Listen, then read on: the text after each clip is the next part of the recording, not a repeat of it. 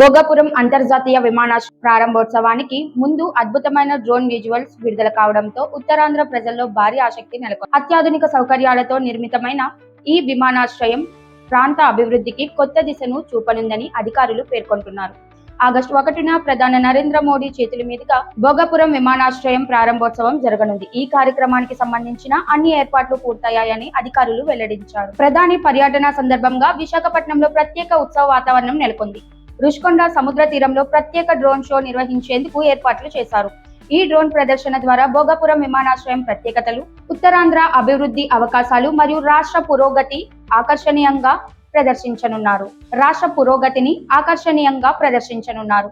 ఈ కార్యక్రమాన్ని వీక్షించేందుకు పెద్ద సంఖ్యలో ప్రజలు తరలివచ్చే అవకాశం ఉందని అధికారులు అంచనా వేస్తున్నారు. ఇదిలా ఉండగా ప్రధాని పర్యటన నేపథ్యంలో భద్రతా చర్యలను మరింత కట్టుదిట్టం చేశారు. భోగాపురం విమానాశ్రయం పరిసర ప్రాంతాల్లో 48 గంటల పాటు నో ఫ్లయింగ్ జోన్ ప్రకటించారు. భద్రతా కారణాల దృష్ట్యా ఎయిర్పోర్ట్ చుట్టుపక్కల ప్రాంతాల్లో డ్రోన్ల వినియోగం పూర్తి స్థాయి నిషేధం విధించారు. నిబంధనలను ఉల్లంఘించి డ్రోన్లు ఎగరవేసే వారిపై కఠిన చర్యలు తీసుకుంటామని అధికారులు హెచ్చరించారు. భోగాపురం విమానాశ్రయం ప్రారంభంతో ఉత్తరాంధ్రలో పారిశ్రామిక, ఐటీ, పర్యాటక రంగాలకు కొత్త ఊపిరి లభించనుందని ప్రజలు ఆశాభావం వ్యక్తం చేస్తున్నారు.